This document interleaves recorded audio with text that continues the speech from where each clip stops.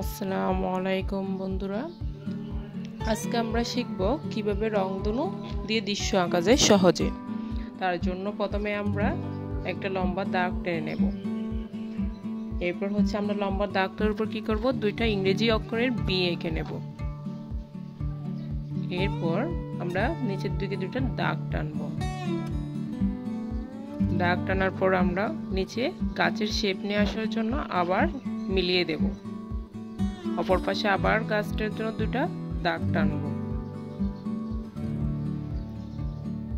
এরপর যে লম্বা দাগটা গাছের ভিতর দিয়ে গিয়েছে আমরা সেটা মুছে দিব রাবার দিয়ে। এরপর আমরা আমাদের ইচ্ছা মতো কি করব, পাতা আঁকবো। এরপর আমরা আমাদের ইচ্ছা মতো পাতা আঁকতেছি।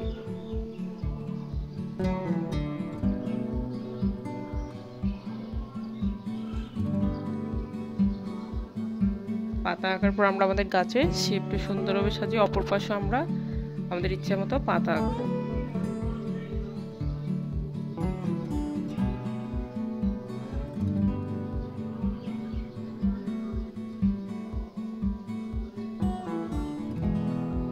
এরপর আমরা গাছের এক পাশে একটা দাগ টানবো, নদীর শেপ নিয়ে আসবো। এবার অপর পাশে আরেকটা গাছের উপর দিয়ে দাগ টানবো, এরপর একটা বাঁকা নদীর শেপ নিয়ে আসবো। এরপর আমরা নদীর পাড়টাকে একটু মোটা করার জন্য আবার ডাবল দাগ টানবো। একটু গাঢ় করে নিচ্ছি আমি নদীর পাড়গুলোকে আলাদাভাবে হাইলাইট করার জন্য। এরপর আমরা দূরের গাছপালা আঁকতেছি। অনেক দূরের গাছপালা দেখা যাচ্ছে এগুলো।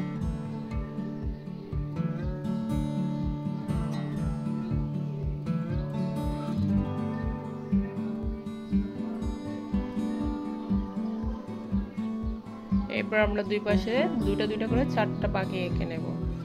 অনেক দূরে পাখি উড়ে চলে যাচ্ছে।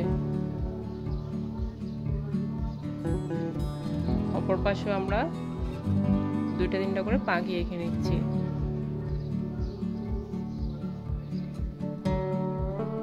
পাখিগুলোকে আমি একটু করে গাঢ় করে নিচ্ছি। এরপর আমরা রংধনু আঁকবো। এরপর রংধনু কয়টা কালার? 7টা কালার। প্রথমে নীল, এরপর লাল দিচ্ছি আমি, এরপর অরেঞ্জ কালার, এরপর ইয়েলো কালার, এরপর সবুজ দিয়ে দিচ্ছি, এরপর আকাশি কালার দিচ্ছি। আমি কিন্তু এখানে অয়েল পেস্টেল রংটা ইউজ করেছি, আপনারা আপনাদের ইচ্ছে মতো যে কোনো ব্র্যান্ডের রং ইউজ করতে পারবেন। এরপর আমি সবুজ ঘাস দিয়ে নিচ্ছি অয়েল পেস্টেল কালার দিয়ে।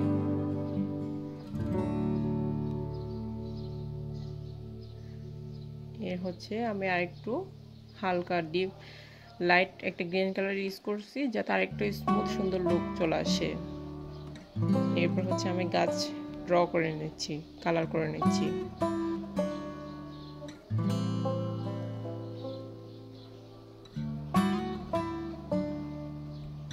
গাছের মধ্যে আমি দুই ধরনের অয়েল পেস্টেল ইউজ করেছি, একটা লাইট গ্রিন আর একটা ডিপ গ্রিন।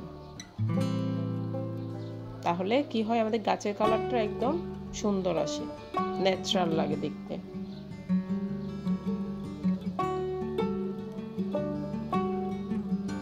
এবার আমি দূরের গাছগুলোকে, ঘরবাড়িগুলোকে আর একটু গ্রিন কালার দিয়ে নিচ্ছি। এরপর আমি এবার ইচ্ছে মতো আকাশি কালারটা দিয়ে নদীর পানিগুলোকে একটু আকাশি করতেছি। এরপর আকাশের রংটা আকাশি কালার করে দিচ্ছি হালকা, একদম হাতে ইশারায় আমি যে কালারটা করতেছি একদম স্মুথলি। নদীর পানিগুলোকে আমি আরেকটু গাঢ় করার জন্য অয়েল পেস্টেল দিয়ে করে দিচ্ছি।